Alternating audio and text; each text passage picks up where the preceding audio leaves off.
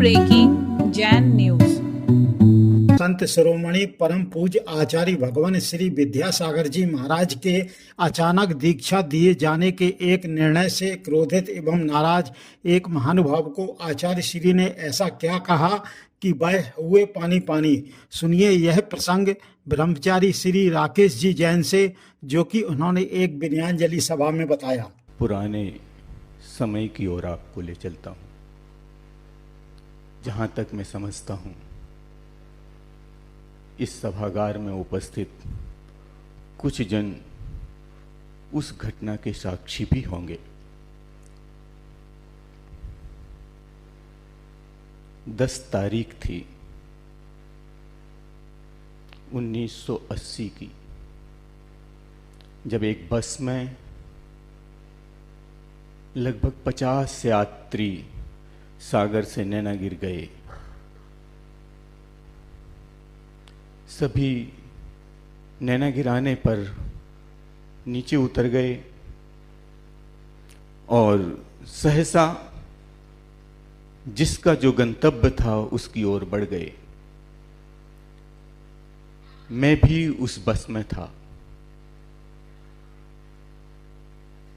मुझसे पहले बीरेन सिंगई जी भी उस बस में सवार थे और वो पहाड़ की ओर जा रहे थे। मैं उससे पीछे था। उन्होंने सीधे जाके आचार्य श्री से कब निवेदन कर लिया यह तो नहीं देख सका, लेकिन हाँ, जब तक मैं वहां पहुंचा तब तक ये देखा कि उनको आशीर्वाद मिला है और उनको कुछ करने का निर्देश भी मिल गया है। आचार्य श्री ने उन्हें निर्देश दिया था कि जाइए केस लॉन्च करा लीजिए।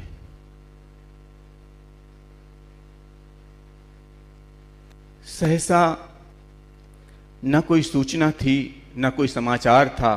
हाँ, इतनी जरूर था कि नैनागिर में दीक्षाएं होने वाली हैं, लेकिन किसको दीक्षा मिलने वाली है इसकी कोई पूर्व सूचना नहीं थी। यात्री सब अपनी जिज्ञासा के हिसाब से सब गए हुए थे। वह निर्देश जो आचार्य श्री का था, कानों कान होते होते पूरे नैनागिर में फैल गया कि बीरेन सिंगई की दीक्षा होने वाली है। कुछ लोगों को विश्वास नहीं हुआ, कुछ लोग आवेश में आए और कुछ लोग श्रद्धा से उस अवसर की तलाश में थे कि हम उसके साक्षी बन जाएंगे। मुझे याद है सुबह का समय था, लेकिन वहां वो पुरुष वहां उपस्थित नहीं थे जिनका नाम मैं मोरा जी के मंत्री के नाम से जानता था, धर्मचंद जी सोधिया। सभी तरफ गहमा गहमी थी। उनको भी खबर लगी। वो 9 बजे के बाद वहां पहुंचे। जैसे कि समाचार मिला होगा तब वहां आए और वो अपनी आदतानुसार, उनकी एक स्टाइल थी, ऐसे कुर्ते के ऐसी बाह ऊपर चढ़ा करके मैं देखता हूं कैसे दीक्षा होती है। काफी गहमा गहमी में, सब तरफ गहमा गहमी थी। बहुत लोग आवेश में थे कि किसकी कोई पता नहीं, घर के लोगों को पता नहीं, समाज में पता नहीं, ऐसे दीक्षा कैसे हो जाएगी।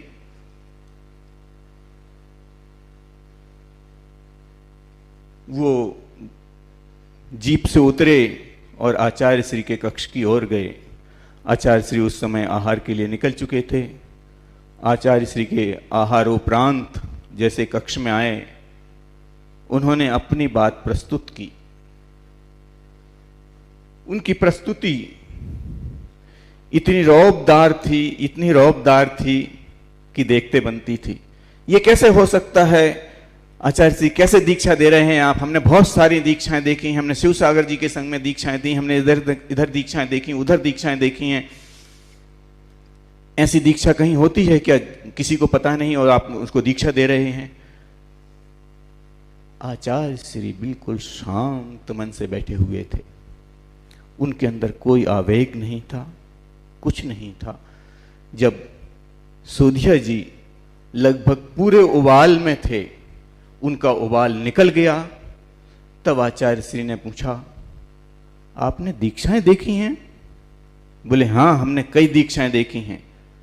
बोले और कोट अभी भी पहने हो? ये कोट नहीं उतरा, इतनी दीक्षाएं देखने के बाद भी कोट नहीं उतरा। वो क्षण था, सोधिया जी पानी पानी होकर के वहां से विदा हो गए। ऐसे अचूक उत्तर और अनुत्तर रहने वाले हमारे संत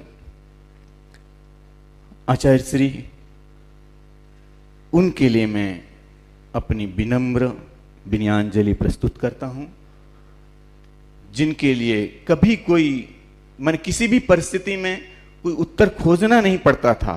उनके उत्तर सहज से और अंदर से निकलते थे।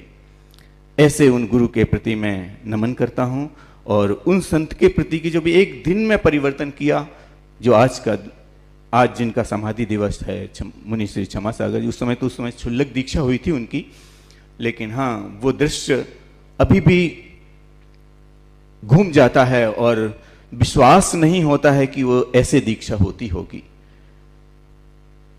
उन क्षमा सागर जी के पावन चरणों में भी मैं सादर विनय प्रस्तुत करता हूं। जय जिने। भावी आचार्य श्री परम पूज्य निर्यापक मुनि श्री समय सागर जी महाराज ने अभी हाल ही में नैनपुर मध्य प्रदेश में दिया एक अत्यंत ही महत्वपूर्ण प्रवचन। लीजिए सुनिए। प्रॉफिट इनकम काफी मात्रा में, और शाम को रात में बैठ करके बंद करके, हाँ, लाइट जला करके, बेहतर अकेले कोई रहते नहीं वहां पर, हाँ, अपने परिवार के लोग भी नहीं रहते, लड़के बच्चे भी नहीं रहते, और अकेले नोट गिनते रहते हैं। उस समय कभी, क्योंकि दिन भर श्रम किया ना, एक्सर्शन काफी हुआ है, तो झपकी आ जाए संभव नहीं है। तो नोट गिनते समय तो झपकी नहीं आती, और भगवान के पूजन अर्चन उपदेश आदि सुनते समय आपको माला आदि जाप करते समय नींद आती। इसका अर्थ है कि आपकी रुचि नहीं है, धर्म की प्रति रुचि नहीं होने के कारण ये सारे बातें होती हैं। इसलिए आप भगवान को प्रसन्न करना चाहो तो भगवान कभी भी आपकी पूजा से प्रसन्न नहीं होते। आपकी पूजा से वो पूज्य बने हैं ऐसा नहीं, वो अपनी साधना के माध्यम से उनमें पूज्यता आई है। उनकी पूजन करने का तात्पर्य या प्रयोजन ये है कि भगवान आपने जिस पद को प्राप्त कर लिया है साधना के माध्यम से, मोक्ष मार्ग पर आरूढ़ हो करके निर्दोष रत्नत्रय की आराधना के माध्यम से जिस पद को आपने प्राप्त कर लिया है, उसी पद को प्राप्त करने की इच्छा को लेकर के ही मैं आपके चरणों में आया हूँ। इस प्रकार पवित्र भाव होना चाहिए। पूजन के उद्देश्य को लेकर के आप जाते हैं, मंदिर जाते हैं, और बीच में ही खड़े होकर के चर्चाएं चालू हो जाती हैं। पूजन करना प्रारंभ कर लिया, बीच में ही कभी आ गए, ये शुरू हो जाता है। कौन कौन आए हैं, फिर बाद में जलम। अब क्या है ये भी, कभी भी देव गुरु शास्त्र की आराधना के समय पर अन्य क्रियाएं नहीं होनी चाहिए, मन में भाव तक नहीं आना चाहिए। यहाँ तक मैं कहना चाहता हूँ, थोड़ा सा समय है, 2-5 मिनट में समाप्त कर रहा हूँ, कि मान लो आप भगवान की पूजन करने के लिए बैठे हैं, उस समय यदि मान लो भगवान की वंदना के निमित्त को लेकर के मुनि महाराज भी आ जाएं, तो भगवान के पूजन को छोड़ करके उनके लिए अर्घ चढ़ाना, नमोस्तु बोलना, इसकी कोई आवश्यकता नहीं। बिल्कुल ठीक है महाराज, फिर अनादर हो जाएगा, अविनय हो जाएगा। तो अभिनय हो जाएगा तो भगवान का नहीं होगा क्या अभिनय? भगवान की पूजन करते समय जब तक विसर्जन ना हो तब तक तन्मयता के साथ भाव विभोर हो करके भक्ति पूर्वक आप लोगों को भगवान के पूजन को संपन्न करना चाहिए। उसके बाद फिर दूसरी क्रियाएं, हालांकि वो भी धार्मिक ही क्रियाएं हैं, किंतु धार्मिक क्रिया होकर के एक क्रिया को आपने संपन्न ही नहीं किया। ये विकल्प क्यों मन में आता है? मान लो आप जाप कर रहे हैं, आंखें खुली हैं मान लो आपकी, और महाराज आ गए मान लो भगवान के दर्शन के लिए, उस समय माला को छोड़ करके दर्शन करोगे क्या? होता है क्या ऐसा? ऐसा होता नहीं। मतलब कुल मिलाकर के भाव ये है कि धार्मिक कार्य को संपन्न करते समय अन्य क्रियाओं को नहीं करना चाहिए। लेकिन ये सब होता रहता है। ये क्षण के लिए भी आपका मन स्थिर नहीं होता, अस्थिर रहता। अस्थिर ठीक नहीं। आपका मन स्थिर कहां पर रहता है? दुकान में। पक्की बात है, वहां पर भगवान याद नहीं आते।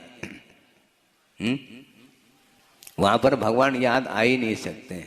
वहां पर बिल्कुल तराजू, बिल्कुल एक्यूरेट होना चाहिए, एग्जैक्ट होना, दोनों क्वालिटी बिल्कुल समानांतर से होना चाहिए। ये सब चलता है कि नहीं है?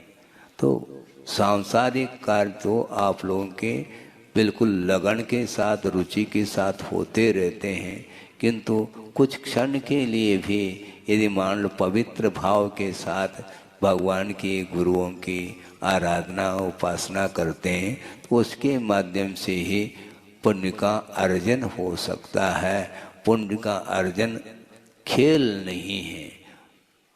हालांकि कई प्रकार के पुण्य होते हैं जो जैन धर्म से कोई परिचय जिसको नहीं है, अन्य कुल में उत्पन्न हुआ है, वह भी थोड़े बहुत यदि मान लो कषाय को मंद कर देता है, उसके फल स्वरूप भी पुण्य का अर्जन कर सकता है, इसमें बाधा नहीं।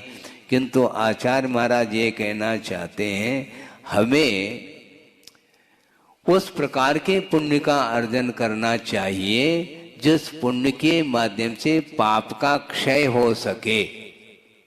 क्योंकि एक बार उन्होंने ये कहा था कि पाप मल है। क्या है?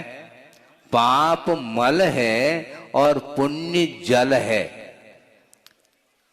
पुण्य जल है और पाप मल है। मल को जो धोया जाता है वह जल के द्वारा धोया जाता है, मल को मल के द्वारा धोया नहीं जाता। इसलिए पाप को यदि मान लो धोना चाहते हैं, अनंतकालीन मोह के कारण जो पाप का अर्जन हुआ है उसको धोना चाहते हैं, तो निश्चित रूप से पवित्र परिणाम करो जिसके माध्यम से पुण्य का अर्जन होता है।